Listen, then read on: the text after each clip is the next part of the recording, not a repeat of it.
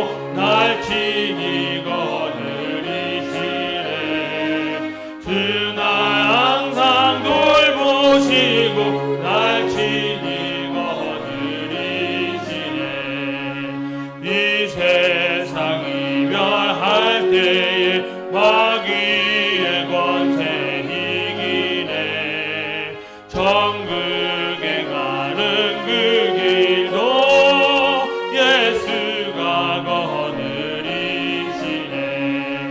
주 날 항상 돌보시고 날 친히 거느리시네. 주 날 항상 돌보시고 날 친히. 3절 찬양 드립니다. 내 주의 손을 붙잡고 천국에 올라가겠네. 괴로우나 즐거우나 예수가 거느리시네. 주 날 항상 돌보시고 날 친히 거느리시네. 주 날 항상 돌보시고 날 친히 거느리시네. 이 세상 이별할 때에 마귀의 권세 이기네. 천국에 가는 그 길도 예수가 거느리시네. 날 항상 돌보시고 날 친히 거느리시네. 주 날 항상 돌보시고 날 친히 거느리시네. 아멘. 네, 찬송가 391장 찬양드리겠습니다. 391장입니다. 오늘 낳은 그 세주 예수 내 주 참 능력의 주시로다. 금방 이미 단전한 그곳으로 내 영혼을 숨기시네. 메마른 땅을 종일 걸어가도 나 피곤치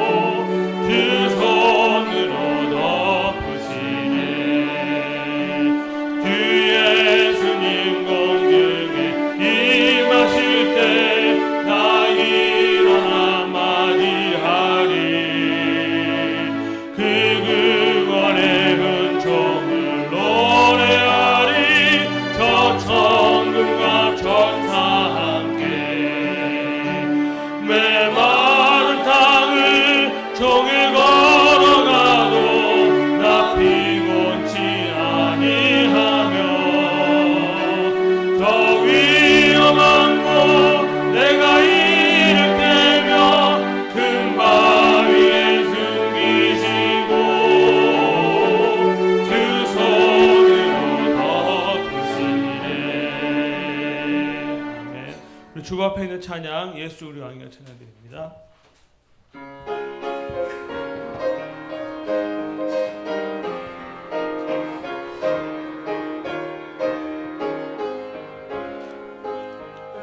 예수 우리 왕이여 이곳에 오셔서 우리가 함께 드리는 영광을 받아 주소서. 우리는 주님의 백성, 주님은 우리 왕이라. 왕이신 예수님 오셔서 좌정하사 다스리소서. 예수 우리 주시여 이곳에 오셔서 우리가 주께 드리는 찬양을 받아 주소서. 우리는 주님의 종들, 주님은 우리 주시라. 주 대신 예수님 오셔서 이 찬양을 받아주소서. 환난 날에 여호와께서 내게 응답하시고 야곱의 하나님의 이름이 너를 높이 드시며 성소에서 너를 도와주시고 시온에서 너를 붙드시며 내 모든 소재를 기억하시며 내 번제를 받으시기를 원하노라. 아멘.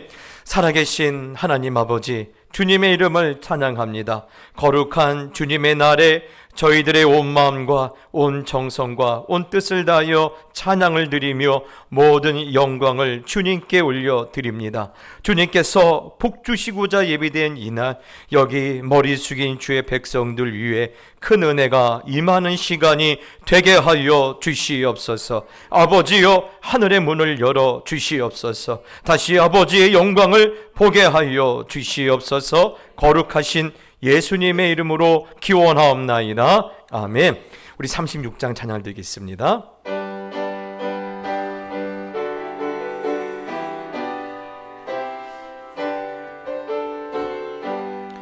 주 예수 이름 높이여 다 찬양하여라. 금멸관을 들여서 만유의 주 찬양. 금멸관을 들여서 만유의 주 찬양. 주 예수 당한 고난을 못 잊을 죄인아, 내 귀한 몸에 바쳐서 만유의 주 찬양. 내 귀한 몸에 바쳐서 만유의 주 찬양. 이 지구 위에 거하는 온 세상 사람들, 그 크신 위여 높여서 만유의 주 찬양. 그 크신 위여 높여서 만유의 주 찬양. 주 믿는 성도 다 함께 주 앞에 엎드려 무궁한 노래 불러서 만유의 주 찬양. 무궁한 노래 불러서 만유의 주 찬양. 아멘. 성시 교독 읽겠습니다. 성시 교독은 교독문 60번, 시편 139편입니다. 여호와여, 주께서 나를 살펴보셨으므로 나를 아시나이다.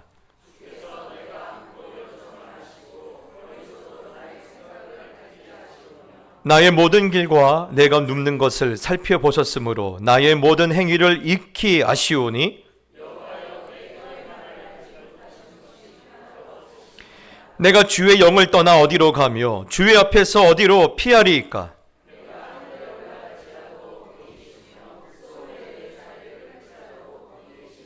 내가 새벽 날개를 치며 바다 끝에 가서 거주할지라도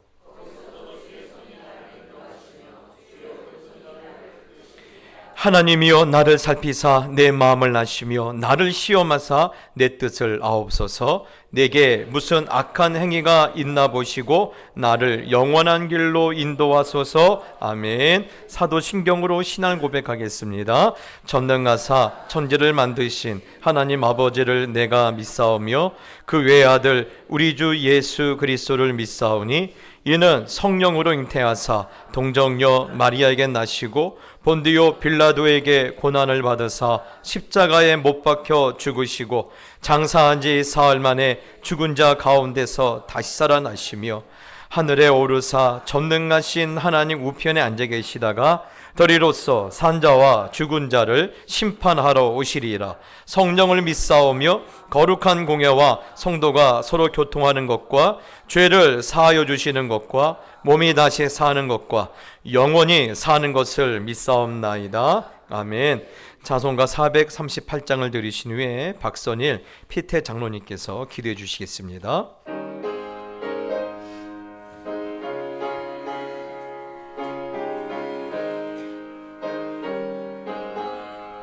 내 영혼이 은총 입어 중한 죄짐 벗고 보니 슬픈 마음은 이 세상도 천국으로 화도다. 할렐루야 찬양하세.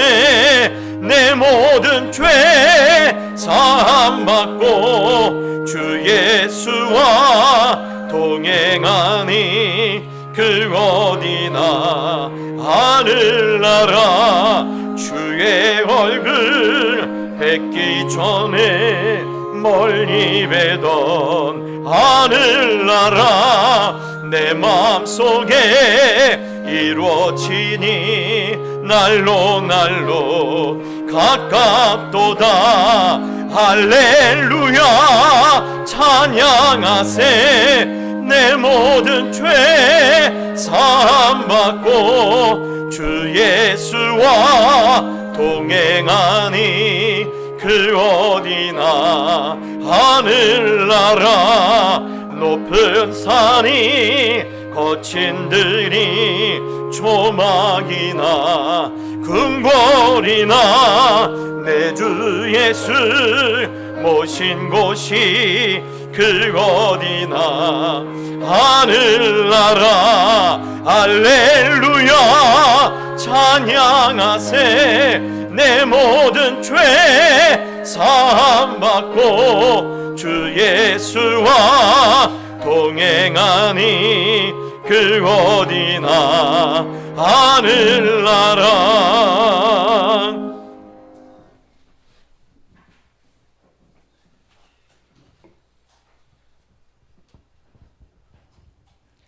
사랑과 은혜가 충만하신 하나님 아버지, 주 앞에 예배드리는 복된 날을 주시고 기쁜 마음으로 하나님을 예배하게 하시니 감사합니다.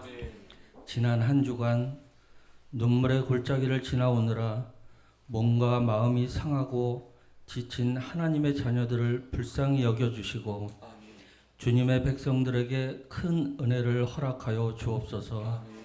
다시 새 힘을 얻는 은총을 내려주시옵소서. 특별히 이 시간 주님의 손으로 저희들의 인생의 등불을 켜주실 주님을 기대합니다. 주님의 권능으로 인생의 모든 흑암이 물러가는 영광스러운 날이 되기를 꿈꿉니다. 주님께 인생을 거는 저희들의 간절한 기대가 부끄럽게 되지 않도록 저희들의 인생 속으로 들어와 주시고 저희들의 모든 것이 되어 주시옵소서. 하나님 아버지, 혼돈과 불법과 모순의 시절을 살고 있습니다. 사람들의 말과 소리에 요동하지 않게 하여 주시고 하나님의 말씀과 성령의 이끄심만 묵묵히 따라가게 하여 주시옵소서. 하나님의 말씀이면 충분하다. 여호와만 내 편이 되어 주시면 된다. 선포하며 살아내는 순종과 결단을 허락하여 주시옵소서. 하나님 아버지, 간절히 소원하오니 불경기라는 재앙으로부터 우리 가정을 살려주시옵소서. 우리의 기업을 붙들어 주옵시고 우리 가장들을 도와주시고 강하고 담대하게 하여 주시옵소서. 저희 동작교회를 사용하여 주심을 감사드립니다. 꺼지지 않는 하나님의 등불 같은 교회가 되게 하여 주시옵소서.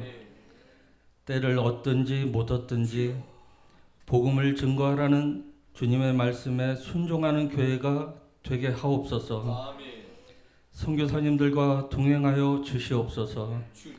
물이 바다를 덮는 것 같이 여호와를 아는 지식이 선교지마다 흘러넘치게 하여 주시옵소서. 사무엘과 다니엘 그리고 청년부를 부흥케 하실 줄 믿습니다. 부모님들보다 더 하나님을 사랑하는 세대가 되게 하여 주시고 조상들보다 더 큰 은혜가 부어지는 세대가 되게 하여 주시옵소서. 이제 여름 성경학교와 여름 수련회를 기도 중에 준비하고 있습니다. 이를 위해 세워주신 교육자들과 교사들에게 말씀과 은혜로 충만케 하여 주시옵소서. 주님의 몸된 교회를 위해 여러 일꾼들을 세워주셔서 감사합니다. 예배를 위해 구별하신 찬양대와 안내와 주차위원으로 봉헌위원들을 기뻐하여 주시고 은혜 위에 은혜를 허락하여 주시옵소서. 오늘도 주님의 복된 말씀을 들고 단위에 서시는 박연소 담임 목사님을 붙들어 주시옵소서. 선포하시는 말씀을 권세 있게 하셔서 저희 모두에게 은혜가 넘치게 하옵시고 하나님의 신령한 비밀을 깨달아 알므로 우리 모두가 변화받게 하옵소서. 하나님 아버지께서 이 예배의 처음과 마지막을 홀로 주장하시기를 소망하며 거룩하신 예수 그리스도의 이름으로 기도드립니다. 아멘. 하나님의 말씀을 받겠습니다. 하나님의 말씀은 이사야서 40장 12절로 17절 말씀입니다. 이사야서 40장 12절로 17절입니다. 우리 한 절씩 나눠서 읽고 마지막 절은 같이 읽겠습니다. 누가 손바닥으로 바닷물을 헤아렸으며 뼘으로 하늘을 쟀으며 땅에 티끌을 되에 담아 보았으며 접시 저울로 산들을 막대 저울로 언덕들을 달아 보았으랴.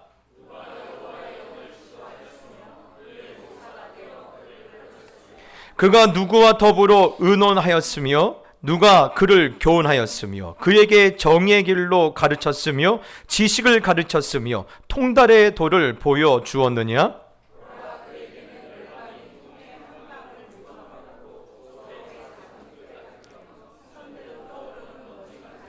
레바논은 땔감에도 부족하겠고 그 짐승들은 번제에도 부족할 것이라.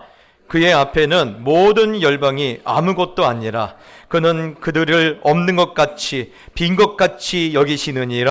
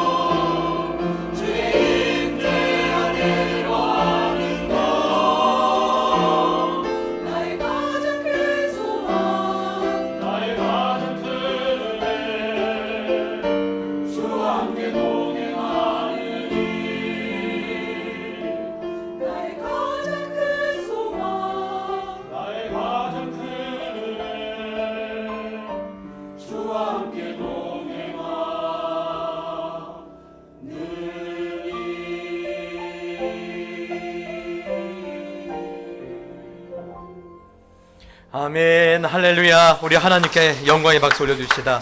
그렇습니다. 벌써부터 뜨거운 여름이지만 모든 순간이 주님과 동행하는 시간들이 되시기를 주님의 이름으로 축복합니다. 우리 옆 사람 축복합시다. 보고 싶었습니다. 주님과 동행합시다. 아멘. 여러분, 주님과 동행하시길 바랍니다. 오늘부터 우리는 이사야서 40장의 말씀을 나눌 텐데요. 성경을 좀 읽다 보면, 이사야를 읽다 보면 좀 분위기가 바뀌었다라는 느낄 수 있을 거예요. 이사야는 사실 두 부분으로 나눌 수 있거든요. 1장부터 39장, 그리고 40장부터 66장까지를 나눌 수 있는데, 사실 1장부터 39장은 좀 분위기가 뭔가 쎄합니다. 왜 그러냐면 1장부터 이렇게 시작하지 않습니까? 1장부터 패역한 이스라엘을 보시는 하나님의 탄식으로 시작돼요. 그래서 이렇게 말씀하시죠. 하늘이여 들으라, 땅이여 귀를 기울여라. 여호와께서 말씀하시기를 내가 자식을 양육하였거늘 그들이 나를 거역하였도다 그랬습니다. 예. 하나님의 탄식으로 시작돼요. 여러분, 탄식으로 시작되었다라는 이 말에 뭔가 여러분 불길한 조짐이 느껴지십니까? 아니면 뭔가 희망이 느껴지십니까? 예, 뭔가가 불길하죠. 예, 하나님의 탄식으로 시작됐어요. 예, 불길합니다. 여러분, 하나님의 탄식이 있다라는 말은 결국 뭐가 암시되고 있는 거예요? 심판이 암시되고 있는 거예요. 예. 그래서 여러분, 하나님은 이렇게 말합니다. 그들이 나를 거역하였다고 했어요. 거역하였다. 여러분, 이 거역하였다 이 단어가 파샤라는 단어인데, 이 파샤라는 단어를 우리는 일반적으로 따르지 않았다, 예? 하나님을 따르지 않았다, 뭐 이런 의미로 이해합니다. 뭐 틀린 건 아니에요. 그런데 일반적으로 이 단어가 쓰여지는 용례를 보면 국가 간의 조약이 깨졌다, 이때 더 많이 쓰여요. 기업과 기업 가운데 어떤 계약이 깨졌다, 조약이 깨졌다, 이때 더 많이 쓰는 단어거든요. 근데 사실 이게 더 정확한 것 같아요. 왜 그러냐면 성경 전체의 흐름이나 이사야에서 흐름을 보면요, 지금 하나님께서 가장 속상해한 것은요, 나와의 약속이 깨졌다는 것 때문에 속상해하시거든요. 예.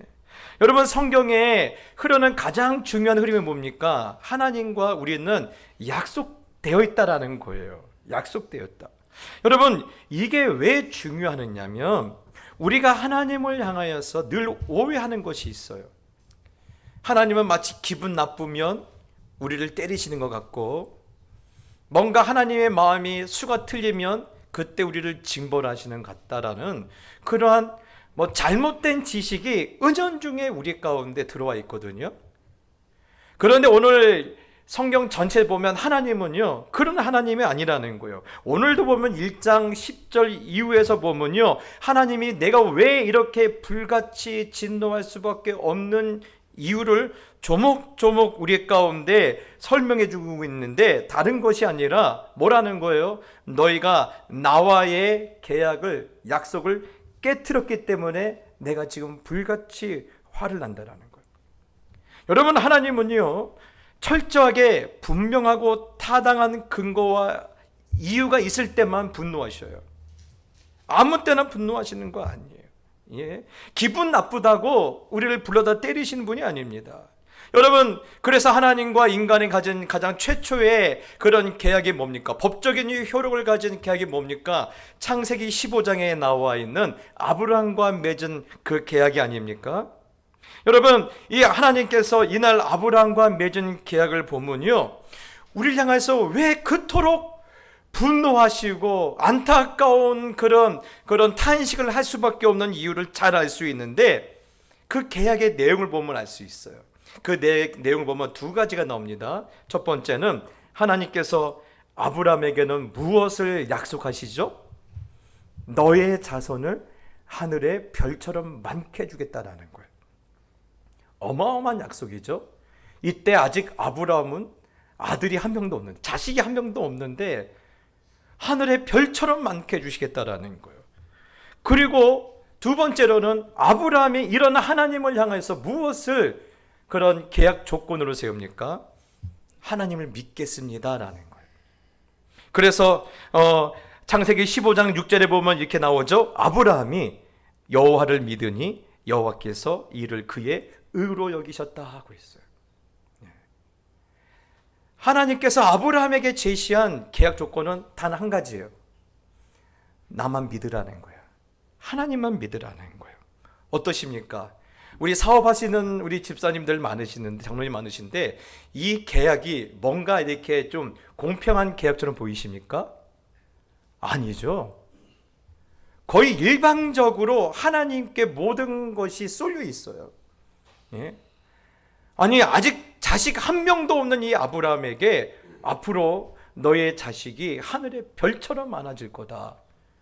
그러면서 앞으로 있을 여러 역사 가운데 하나님이 이렇게 인도하셔서 너희가 돌아올 때는 그런 구름대처럼 돌아올 것이다라는 어마어마한 약속을 해준 것에 반해 인간에게 요구하시는 하나님의 조건은 뭡니까? 나만 사랑하고 나만 믿으라는 거예요. 아마 저 같으면요, 야, 이런 계약이 어딨냐? 안 해. 저는 그랬을 거예요. 야, 내가 손해본 거 아니야? 아브라함에게, 야, 아브라함, 내가 손해보는 거 아니야? 저는 안 했을 거예요. 예? 그런데 여러분, 그럼에도 불구하고 하나님은요, 아브라함의 입장에서는 아무 의무사항이 없는 일방적인 하나님의 은혜의 계약을 지금 짐승을 쪼개놓고 하시면서 누구든지 어기는 쪽이 이 짐승처럼 죽임을 당할 것이다 라고 계약을 맺으셔요. 예.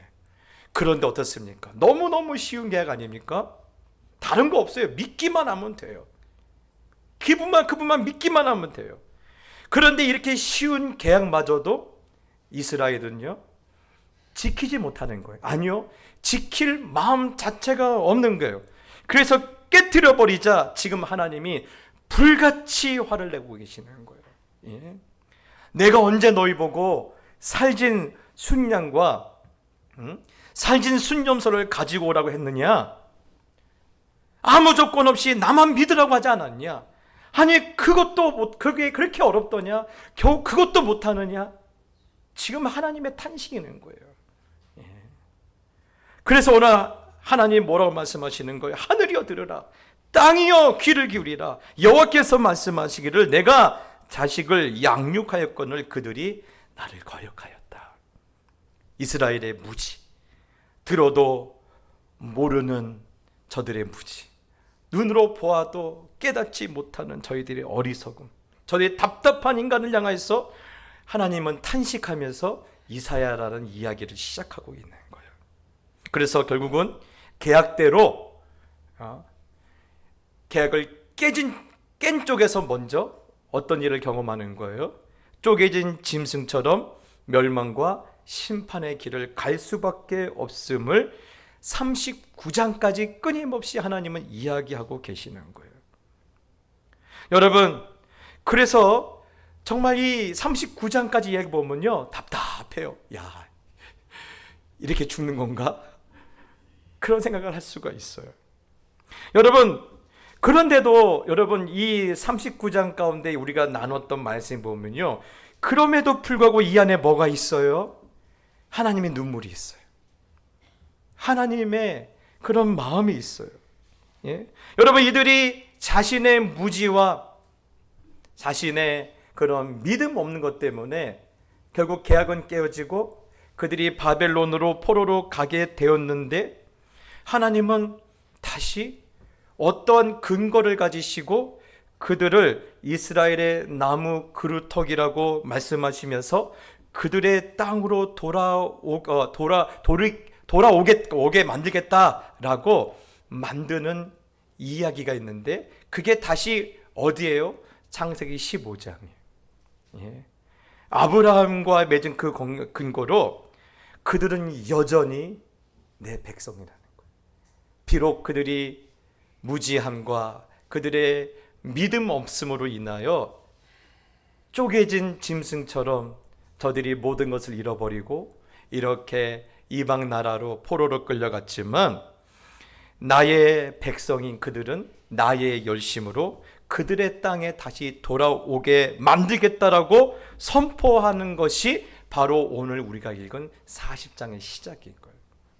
그러다 보니까 이 40장의 분위기가 매우 달라요. 그럼 목사님, 지난주에 그러면 왜 이렇게 이야기가 뭔가 전환되는 그 시점에 소개되고 있는 그 히스기야의 이야기는 뭡니까? 라는 거예요.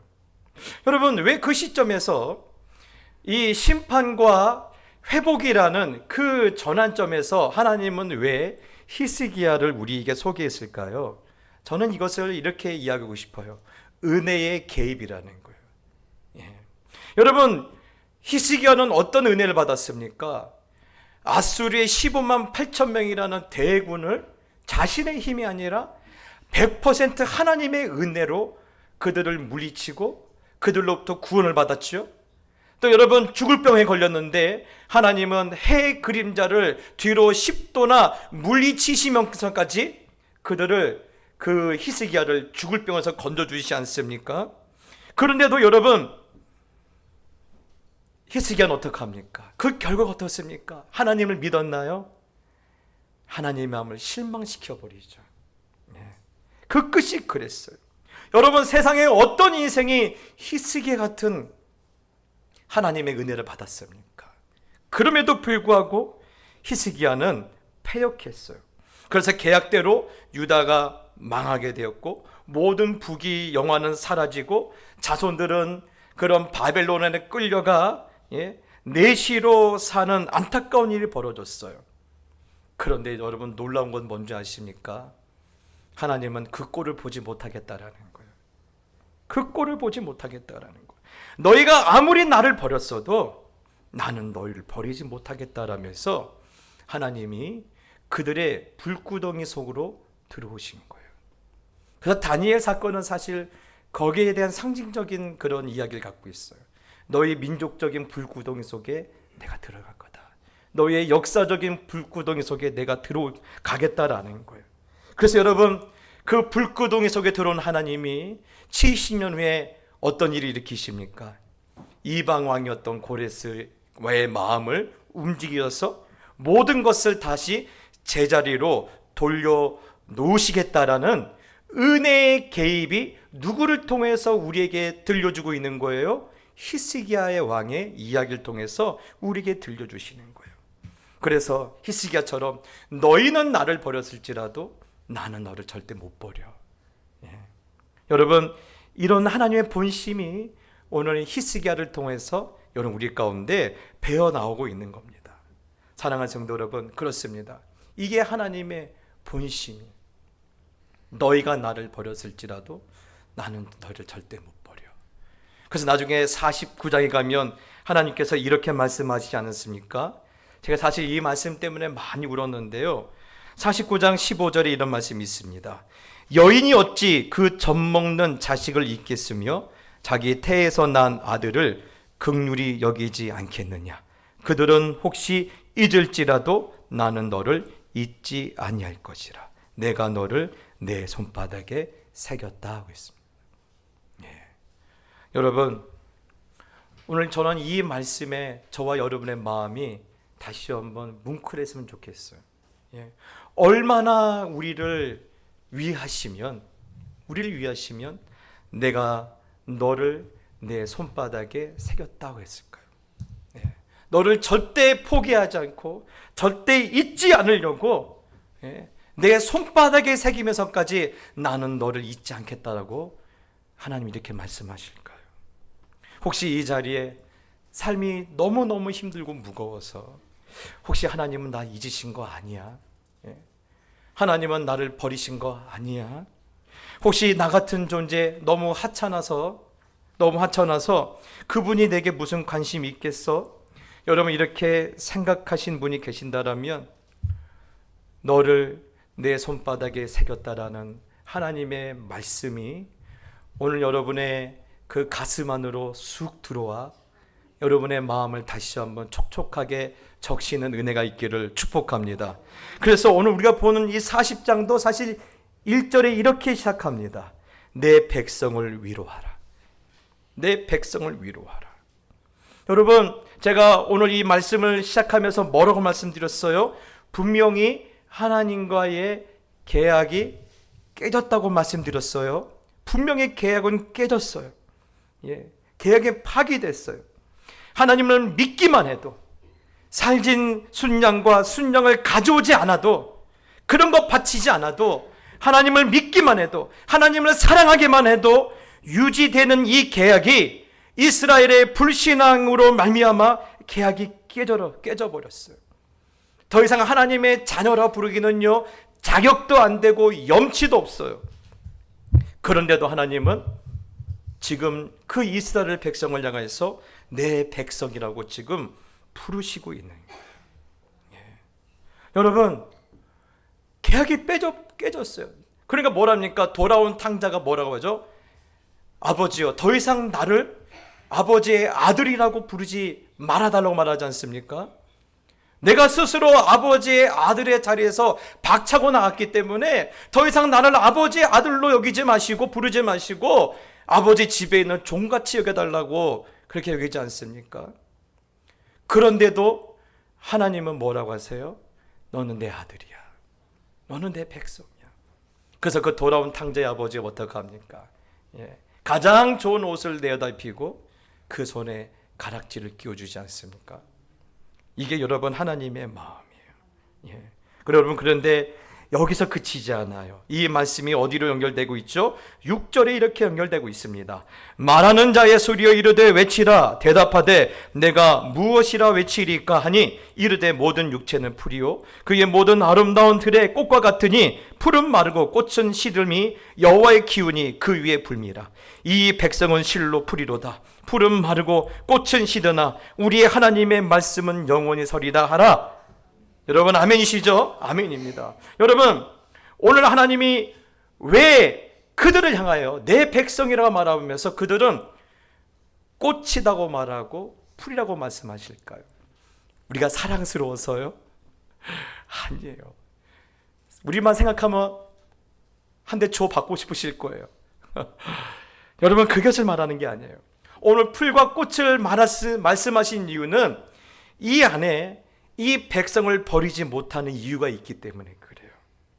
왜 이 백성을 버리지 못하실까요?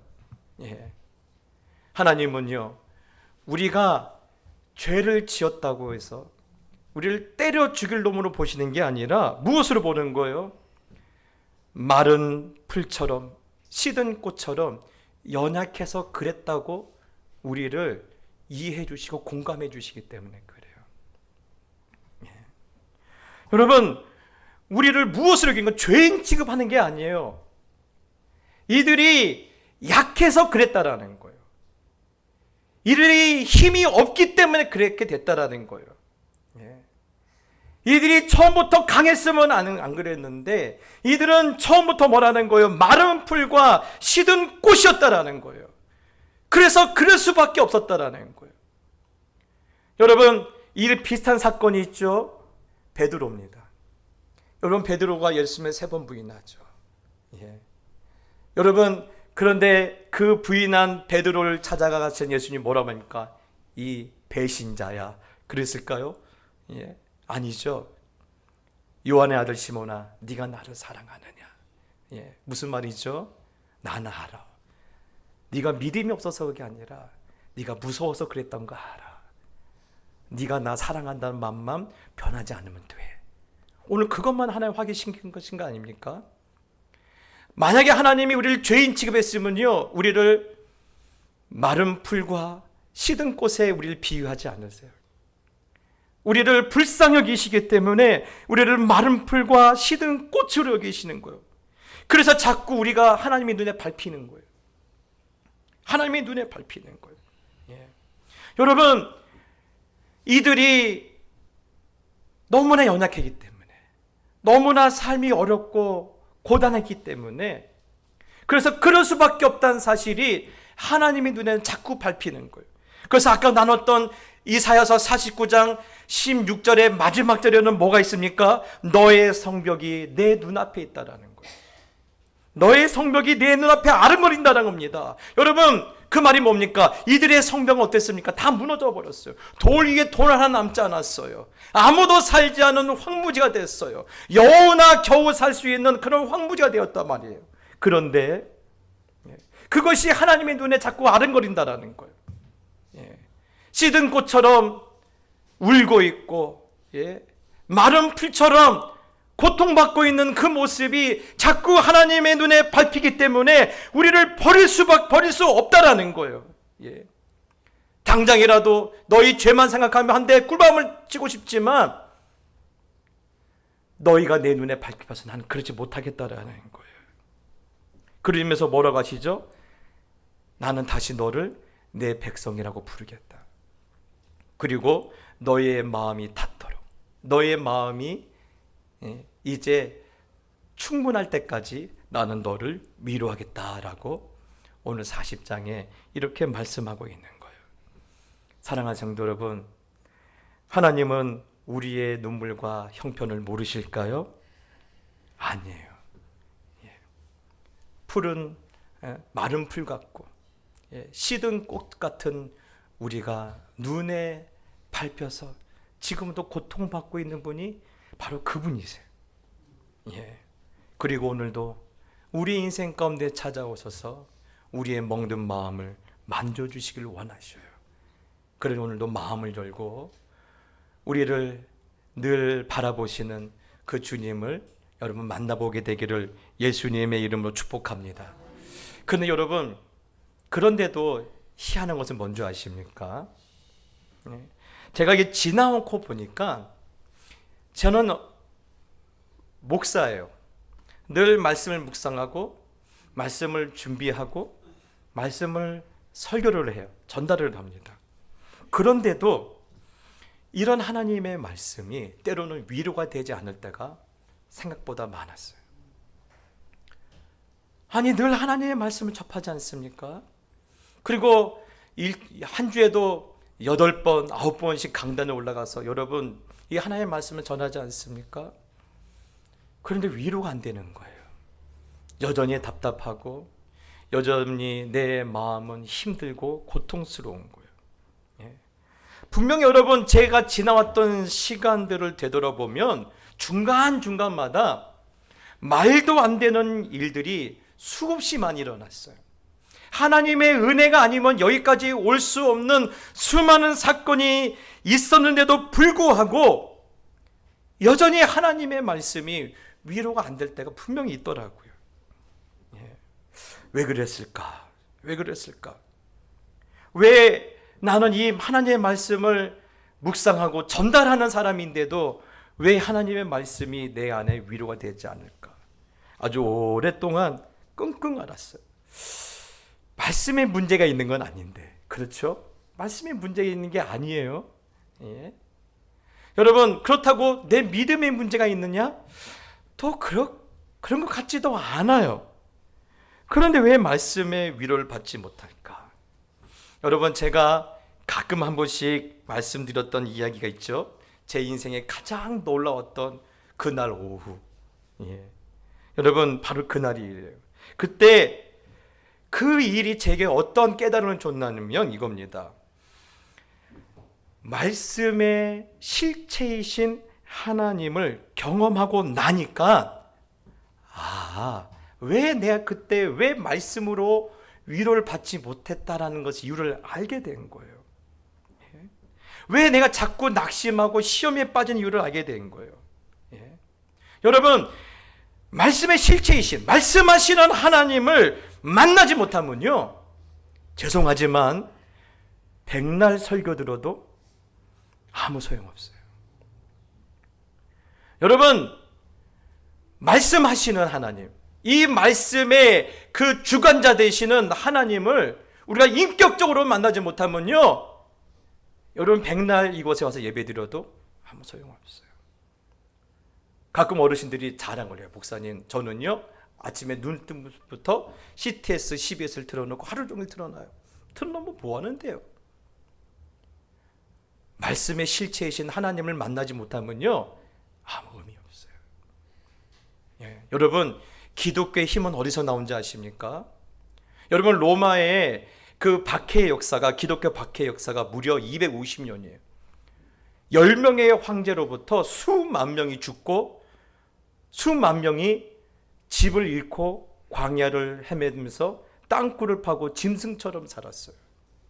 그럼에도 불구하고 기독교가 없어지지 않는 이유가 어딘지 아십니까? 여러분, 남북이 갈렸어요. 예. 그리고 지금 60년이 넘는 시간이 지나왔어요. 예. 공식적으로 예수를 믿는다고 16,984명의 순교자가 북한에서 나왔어요. 그런데도 아직까지도 수만 명의 믿음의 사람들이 북한 땅에서 그 나라를 지키고 있는 줄, 키우는 이유를 아십니까? 예. 이것이 단순히 이론이었고, 이것이 단순히 우리의 무속신앙이었으면요, 벌써 사라졌을 거예요. 기독교의 힘은 어디서 나오느냐? 살아계신 하나님을 만날 때 나오는 거예요. 예. 그들이 지하 땅굴에서 짐승처럼 살아도 그곳에서 누구를 만나요? 만군의 여호와 하나님을 만나는 거예요. 그래서 오늘 본문이 그 말씀을 하고 있는 거예요. 12절에 누가 손바닥으로 바닷물을 헤아렸으며 뼘으로 하늘을 재었으며 땅에 티끌을 되에 담아 보았으며 접시 재물 접시 저울로 산들을 막대 저울로 언덕들을 달아 보았으랴. 여러분, 그렇습니다. 여러분, 도대체 어떤 존재가 손바닥으로 바닷물을 셀 수가 있습니까? 예? 손가락으로 하늘을 여러분 측량할 수 있습니까? 예. 아무리 여러분 위로의 말씀, 내 백성을 위로하라, 내 백성을 위로하라는 말씀이 있어도 그 말씀이 그 말씀의 실체이신 살아계신 하나님을 만나지 못하면요, 그 말씀은요 한쪽 귀로 듣고 한쪽 귀로 흘러나가요. 근데 그 말씀이 진짜 위로가 될 때는요, 그 말씀의 실체이신 하나님, 단순히 사람이 아니라 하늘을 측량하시고 바다를 측량하시는 그 전능하신 하나님을 만날 때 그 말씀이 우리 가운데 능력으로 나타나는 거예요. 그래서 비록 지금 너의 인생이 마른 풀과 같고 시든 꽃 같아서 너무나 슬프고 괴롭지, 그냥 포기하지 마. 예.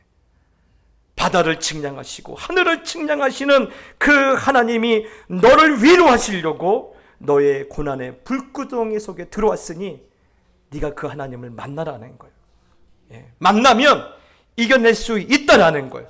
예. 13절에도 뭐라고 말합니까? 어떤 존재의 지혜나 도움을 받을 필요가 없으신 전능하신 하나님께서 너희를 구원하시려고 이제 일어나셨다라는 거예요. 예. 여러분, 하나님을 만나셔야 돼요. 예. 하나님을 만나지 않으면 백날 옆에 나왔자 의미 없어요. 예. 세상 사람들을 볼 때는요, 일주일에 한 번 교회 가서 예배드리는 종교인일 뿐이에요. 여러분, 종교인이 아니라 하나님의 존귀한 백성으로 살게 되기를 축복합니다. 그러기 위해서는 하나님을 만나셔야 돼요. 예. 하늘을 측량하시고 바다를 측량하시는 전능하신 하나님을 만나셔야 돼요. 예. 그런데 참 이상합니다. 우리는요, 세상이 나를 괴롭힌 것, 사람들이 나를 상처 준 것은요 다 기억해요. 누가 언제 몇 날 몇 시에 무슨 말로 나에게 상처 준지를 다 알고 기억하면서도 하나님께서 지금까지 나를 도우셨다는 것은 기억하지 못해요. 이상하죠? 예? 여러분, 마른 풀 같은 형편에 가슴이 찢어지고 시든 꽃 같은 내 처지에 한없이 절망을 하면서도 하나님께서 나를 도와주시려고 지금 내 곁에 오셨고 그 열심으로 나를 오늘도 이끌고 계신다는 사실은 다 기억하지 못해요. 그러다 보니까 어떻습니까? 하루에도 몇 번씩 주저앉고 싶어요. 하루에도 몇 번씩 주저앉고 싶어요. 예. 이제는 점점 자신도 잃어가고 불안하고 두려워서 떨고 사는 거예요. 예. 그런데 더 기가 막힌 건 뭡니까? 이토록 무능한 내가 의지할 곳이 단 한 곳도 없다라는 거예요. 예. 나를 도와줄 손이 단 한 사람도 없다라는 거예요. 여러분, 저도 가끔 이 옥하는 목사님 설교를 이렇게 찾아서 듣고 저도 은혜를 받는데 그 목사님의 말씀 중에 이런 내용이 있어서 오늘 한번 나눠보고 싶은데요. 이런 내용입니다. 이럴 때 우리에게 필요한 것이 있다면 뭘까요? 힘입니다. 다시 세상을 살 수 있게 하는 힘이에요. 내 무너진 자존심을 살려주신 힘이요, 절대로 기죽지 않게 하는 힘이요, 비틀거릴 때마다 붙들어준 강한 손이요, 어떤 형편이든지 자족하면 감사할 수 있게 만드는 힘이에요. 힘이 필요해요. 여러분, 우리가 왜 하나님을 만난지 아십니까? 우리는 힘이 필요하기 때문에 그래요. 예. 그래서 오늘 이사야가 그걸 말하고 있는 거예요. 예. 손바닥으로 바닷물을 헤아리시며, 예, 손가락으로 하늘을 재시는 그 전능하신 하나님을 만나는 것밖에 지금 너에게 방법이 없다는 것을 우리에게 지금 알려주시고 있어요. 인격적으로 다시 하나님을 만나야 한다. 그것밖에 없다. 예. 그래서 제가 방금 말씀드렸잖아요. 백날 설교 들어도 아무 의미 없다고요. 살아계신 하나님을 만나기 전까지는요, 어떤 말로도 위로받지 못해요. 예. 어떤 사탕 발린 소리에도 우리의 마음을 채워주지 못해요. 살아계신 하나님을 만나야 돼요. 그래야지 세상에 없던 위로를 받을 수 있어요. 내 안에 없던 힘을 공급받을 수 있는 거예요. 예. 살아계신 하나님을 다시 만나게 되길 축복합니다. 그런 의미에서 오늘부터 저희 교회는요, 아까 광고되었던 것처럼 구역 모임이 시작해요. 예. 목사님, 왜 내 이름은 안 들어있어요? 네, 처음부터 너무 많이 할 수가 없어서 일단 3개 구역부터 시작합니다. 예. 저는 우리 1월 달부터 우리 구역장들과 모여서 늘 매 시간마다 부탁한 것이 있어요. 예. 다른 거 하지 마시고 기도만 하시라고. 그래서 우리 구역 모임의 다른 이름은요, 기도 모임이에요. 예. 여러분, 사람들은요, 모임은요, 사업 이야기하기 좋아해요. 주식 이야기하기 좋아해요. 요즘 재미있는 드라마 얘기, 자식 자랑, 뭐 이런 이야기 하기 좋았는데 하지 말라라는 거예요. 그 얘기는 아무리 많이 쌓아놓고서도 우리한테 아무 유익이 되지 않고 뭐만 하라는 거예요? 기도만 하라는 거예요. 하나님 말씀 붙잡고 기도하라는 거예요. 왜 이렇게 합니까? 말씀드렸잖아요. 우리에겐 지금 뭐가 필요해요? 뭐가 필요해요? 힘이 필요해요. 우리는 힘이 필요해요. 예. 여러분, 그 힘이 내 안에 없기 때문에 그 힘을 주시는 하나님 앞에 부르짖자고요. 예. 오늘 부르짖는 자에게 그 힘을 더하시고 응답하실 뿐만 아니라 나를 사랑하사, 나를 위하여 자기 몸을 버리신 하나님의 아들을 우리가 믿고 나갈 때 결코 우리를 빈손으로 돌아보내지 않으실 그 하나님 앞에 부르짖자라는 거예요. 예. 그때 여러분, 하늘을 측량하신 손으로 우리를 도와주실 거예요. 바닷물을 세신 하나님의 그 권능으로 우리 가운데 새로운 기적을 일으켜 주실 거예요. 여러분, 그 하나님을 만나야 다시 일어설 수 있어요. 무너진 우리의 자존심을 다시 세워주실 거예요. 그런 여러분, 새로운 구역의 모임을 시작하는 우리 구역원들 잘 들으십시오. 우리는 힘이 필요해요. 예, 힘이 필요해요. 그 힘을 구하십시오. 그 능력을 구하십시오. 예. 손바닥으로 하늘을 측량하시고 바다를 측량하시는 그 손으로 나를 붙들어 달라고 여러분 하나님 앞에 처절하게 외치시길 바랍니다. 그때 여러분, 우리 가운데 우리의 놀라운 일들이 반드시 일어날 줄 믿습니다. 여러분, 그래서 이번 한 주간도 다시 말씀의 실체이신 하나님을 만나겠다라는 거룩한 결단이 우리 모두의 있기를 축복합니다. 우리 찬양 하나님께 드립시다. 힘들고 지쳐 낭망하고 넘어져 일어날 힘 전혀 없을 때 조용히 다가와 손잡아 주시며 나에게 말씀하시네. 여러분, 이 찬양 가운데 나는 절대 너를 포기하지 않겠다는 하나님의 음성이 들리길 축복합니다. 힘들고 지쳐 낭망하고 넘어져, 힘들고 지쳐 낭망하고 일어날 힘 전혀 없을 때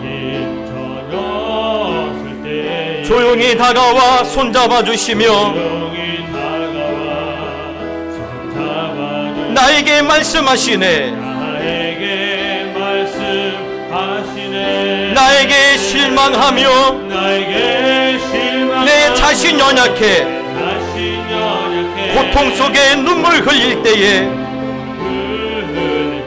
못자국 난 그 손길 눈물 닦아주시며 난그 손길 눈물 닦아 나에게 말씀하시네. 나에게 말씀하시네. 그렇습니다. 너는 내 아들이라.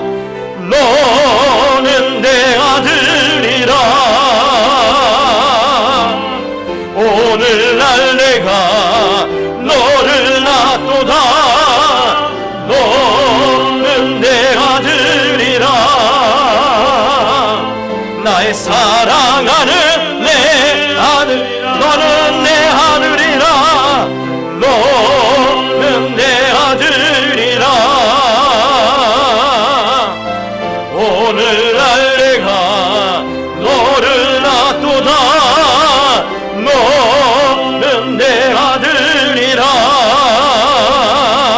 나의 사랑하는 내 언제나 변함없이 언제나 변함없이 너는 내 아들이라. 나의 십자가 고통 해산의 그 고통으로 내가 너를 낳았으니 너는 내 아들이라. 오늘날 내가 너를 낳도다. 너는 내 아들이라. 나의 사랑하는 내 아들이라. 여러분 기도합시다. 이 시간 하나님께 기도할 때, 하나님, 저는 힘이 필요합니다. 손바닥으로 바닷물을 세시며 손가락으로 하늘을 측량하시는 하나님의 힘으로 나를 다시 한번 충만케 하시고 그 힘으로 지금의 어려움에서 빠져나가게 해주시고 다시 살아갈 수 있도록 은혜를 베풀어 주시옵소서. 오늘 여러분 주여 마음 부르짖고 기도합시다. 기도하겠습니다. 주여. 하나님 아버지, 그렇습니다. 우리는 힘이 필요합니다. 하나님, 오늘 아버지 하나님은 만군의 여호와 하나님, 하늘을 측량하시고 바다를 측량하시는 하나님의 그 권능과 그 힘으로 오늘 우리를 붙잡아 주시고 우리를 아버지 하나님이여 다시 한번 충만케 하여 주시고 아버지 하나님의 그 힘을 받아 지금의 이 답답하고 이 두려운 상황에서 넉넉히 빠져나올 수 있도록 하나님 우리를 도와 주시옵소서. 하나님, 말씀을 듣는 자가 아니라 그 말씀의 실체이신 하나님을 보는 자가 되게 하여 주시고 만난다 자가 되어 주시고 그 하나님을 만남으로 인하여 다시 한번 새롭게 거듭난 인생을 살아갈 수 있도록 하나님 우리 모두를 도와주시고 인도하여 주시옵소서. 하나님, 우리는 하나님이 필요합니다. 하나님, 하나님의 힘을 받기를 원합니다. 하나님, 세상을 다시 살 수 있는 힘을 주시옵소서. 내 무너진 자존심을 살려주신 그런 힘을 허락하여 주시옵소서. 누구를 만나도 어떤 상황을 만나도 절대 기죽지 않는 힘으로 새롭게 하여 주시고 비틀거릴 때마다 붙들어주시는 강한 손을 의지할 수 있도록 역사하여 주시옵소서. 그러기 위하여 하늘을 측량하시고 바다를 측량하시는 하나님을 인격적으로 만나려고 합니다. 하나님, 우리가 납작 엎드려 하나님 앞에 나아갈 때 하나님 우리를 외면하지 마시고 하나님 오늘 그 손으로 우리를 어루만져 주시고 내 안에 없던 힘, 내 안에 없었던 위로로 다시 좀 우리를 소생케 하셔서 하나님 이 답답한 현실을 속히 빠져나고 넉넉히 빠져나가도록 저희들 도와주시고 인도하여 주시옵소서. 지금은 우리 주 예수 그리스도의 놀라우신 은혜와 하나님 아버지 극진하신 사랑하심과 성령 하나님의 감화 감동 위로하심이 오늘 주신 말씀을 나의 복으로 삼고 돌아가는 모든 하나님의 백성들 머리 위에 저들이 살아내야 할 인생의 모든 순간들 위해 지금부터 영원토록 함께 있을지어다. 아멘. 이곳에 오셔서 이곳에 앉으소서.